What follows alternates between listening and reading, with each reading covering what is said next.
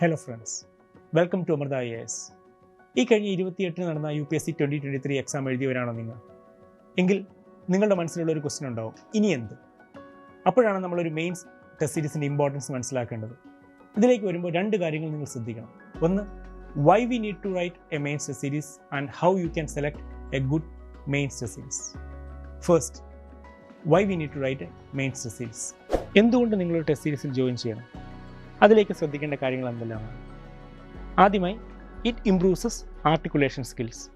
Mains എന്ന് പറയുന്നത് നമ്മൾ പഠിച്ച വേരിയസ് കണ്ടൻറ്റിനെ ഒരു പർട്ടിക്കുലർ പോയിന്റിലേക്ക് ആർട്ടിക്കുലേറ്റ് ചെയ്ത് എഴുതാനുള്ള സ്കിൽസാണ് ടെസ്റ്റ് ചെയ്യുന്നത്. അപ്പോൾ മെയിൻസ് ടെസ്റ്റ് സീരീസ് എഴുതുന്ന വഴി നിങ്ങളുടെ ആർട്ടിക്കുലേഷൻ സ്കിൽസ് ഇംപ്രൂവ് ചെയ്യും. ഇതുകൂടാതെ മെയിൻസ് റിക്വയർസ് റൈറ്റിംഗ് സ്പീഡ്. 250 മാർക്കിൻ്റെ ഒരു ക്വസ്റ്റ്യൻ പേപ്പർ നമ്മൾ ടൈമിൽ എഴുതി തീർക്കാൻ പലർക്കും സാധിക്കാറില്ല.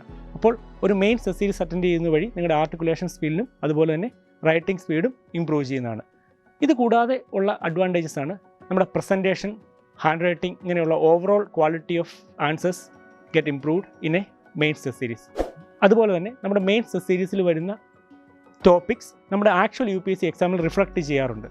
അങ്ങനെ റിഫ്ലക്റ്റ് ചെയ്യുന്ന ടോപ്പിക്സ് നമ്മുടെ കോൺഫിഡൻസ് ബൂസ്റ്റ് ചെയ്യും, നമ്മുടെ സ്കോർസ് ഇംപ്രൂവ് ചെയ്യാൻ നമ്മളെ സഹായിക്കാറുണ്ട്. ഫൈനലി, നമ്മൾ ഈ ടെസ്റ്റ് സീരീസ് അറ്റൻഡ് ചെയ്യുന്നത് വഴി നമ്മൾ പഠിക്കാത്ത ഏരിയ എന്നുള്ള ക്വസ്റ്റ്യൻസ് അറ്റൻഡ് ചെയ്യുന്നത് വഴി ആ ഏരിയ നമുക്ക് കവർ ചെയ്തെടുക്കാനും സാധിക്കാറുണ്ട്. അപ്പോൾ ഇതൊക്കെയാണ് നമ്മളൊരു മെയിൻസ് ടെസ്റ്റ് സീരീസ് എഴുതേണ്ടതിൻ്റെ importance. Secondly, how we can select a good mains test series. അതിലേക്ക് നമ്മൾ ശ്രദ്ധിക്കേണ്ട കാര്യങ്ങൾ എന്തൊക്കെയാണ്? ഇതിൽ ആദ്യമായി നമ്മൾ ശ്രദ്ധിക്കേണ്ടത് the team of the mains test series. ഈ മെയിൻസ് ടെസ്റ്റ് സീരീസ് പ്രിപ്പയർ ചെയ്യുന്ന ക്വസ്റ്റ്യൻ ടീം എത്രത്തോളം എഫിഷ്യൻ്റ് ആണ്, അവരുടെ UPSC ക്വസ്റ്റ്യൻസ് ഡീൽ ചെയ്തുള്ള മുൻകാല എക്സ്പീരിയൻസ് എത്രത്തോളം ഉണ്ടെന്ന് നമ്മൾ പരിശോധിക്കേണ്ടതാണ്.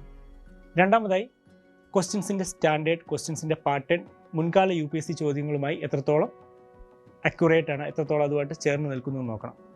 മൂന്നാമതായി, ഒരു സ്പെഷ്യലൈസ്ഡ് മെൻറ്റർഷിപ്പ് പ്രോഗ്രാം അവർക്ക് കൊടുക്കുന്നുണ്ടോ, പേഴ്സണലൈസ്ഡ് 1-on-1 മെൻറ്റർഷിപ്പ് പ്രോഗ്രാംസ് ഉണ്ടോ, അലൈഡ് ആയിട്ടുള്ള current affairs and allied strategy sessions കൊടുക്കുന്നുണ്ടോ, ഇതെല്ലാം നമ്മൾ പരിശോധിക്കേണ്ടതാണ്.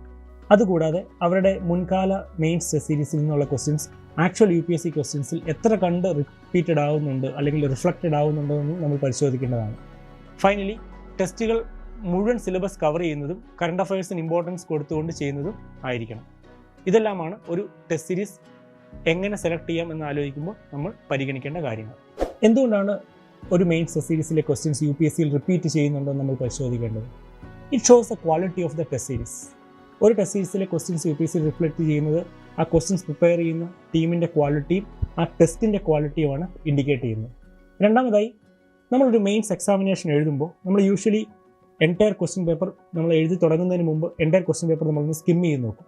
അപ്പോൾ നമുക്ക് ഫെമിലിയറായ ക്വസ്റ്റ്യൻസ് കൂടുതലായി നമുക്ക് കാണാൻ സാധിച്ചാൽ it increases the confidence in every candidate. അപ്പോൾ ആ കോൺഫിഡൻസ് കൂടുന്ന വഴി നമുക്ക് നല്ലൊരു സ്കോഴ്സിലേക്ക് GSൽ എത്താൻ പറ്റുകയും അതുവഴി നമ്മുടെ ഓപ്ഷനിലുള്ള ഓവർ ഡിപ്പെൻഡൻസ് ഒരു പരിധി വരെ നമുക്ക് കുറയ്ക്കാൻ സാധിക്കും. ഈ അമൃത IASൻ്റെ കഴിഞ്ഞ വർഷത്തെ മെയിൻസ് മാസ്റ്റേഴ്സ് ടെസ്റ്റ് സീരീസിലെ ക്വസ്റ്റ്യൻസ് ആക്ച്വൽ UPSC 2022 ക്വസ്റ്റ്യൻസിൽ എങ്ങനെ റിഫ്ലക്റ്റ് ആയി നോക്കാം.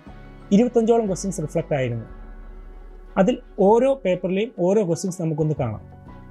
25 ക്വസ്റ്റ്യൻസും അതിൻ്റെ അനുബന്ധ UPSC ക്വസ്റ്റ്യൻസും ഡിസ്ക്രിപ്ഷൻ ബോക്സിൽ കൊടുത്തിട്ടുണ്ട്. ഇനി essay പേപ്പറിൽ വന്ന ഒരു ക്വസ്റ്റ്യൻസ് നോക്കാം. The essence of these 2 questions reflect the need of taking risk in our life. ഇനി GS പേപ്പർ 1-ൽ ചോദിച്ചൊരു ക്വസ്റ്റ്യൻ നോക്കാം. This particular question was from modern India. Both the questions reflects how Indian powers were overpowered by European armies. GS2 പേപ്പറിൽ ചോദിച്ചൊരു question നോക്കാം. Both the questions reflect how BIMSTEC is important for India and what is India's role in BIMSTEC. ഇനി GS3 പേപ്പറിൽ ചോദിച്ചൊരു question നോക്കാം. Both the questions were from economy and this question were dealing with the public-private partnership. അടുത്തതായി GS4 ethicsൽ ചോദിച്ചൊരു question നോക്കാം. Both the questions were reflecting on the moral values of empathy. എന്തുകൊണ്ട് നിങ്ങൾ അമൃത IASൻ്റെ മെയിൻസ് മാസ്റ്റേഴ്സ് ടെസ്റ്റ് സീരീസിൽ join ചെയ്യണം? First of all, the team, the quality of the team is already ensured in Amrita IAS mains masters test series. അപ്പോൾ അതിൽ നമ്മൾ പരിഗണിക്കുന്ന രണ്ട് കാര്യങ്ങൾ. ഒന്ന്, വർഷങ്ങളായി UPSC ടോപ്പേഴ്സിൻ്റെ പേപ്പേഴ്സ് കറക്റ്റ് ചെയ്ത് പ്രാക്ടീസ് ഉള്ള സീനിയർ ആയിട്ടുള്ള ഫാക്കൽറ്റീസ് പ്ലസ് ടോപ്പേഴ്സ്. ഈ കഴിഞ്ഞ 2 വർഷങ്ങളിൽ നല്ല റാങ്ക് കിട്ടി UPSCയിൽ ടോപ്പേഴ്സ് ആയിട്ടുള്ള ആളുകളും ഈ ടീമിൽ അംഗമാണ്. രണ്ടാമതായി, ഓരോ കാൻഡിഡേറ്റിൻ്റെയും ഇൻഡിവിജ്വൽ മെൻറ്റർഷിപ്പാണ് നൽകുന്നത്.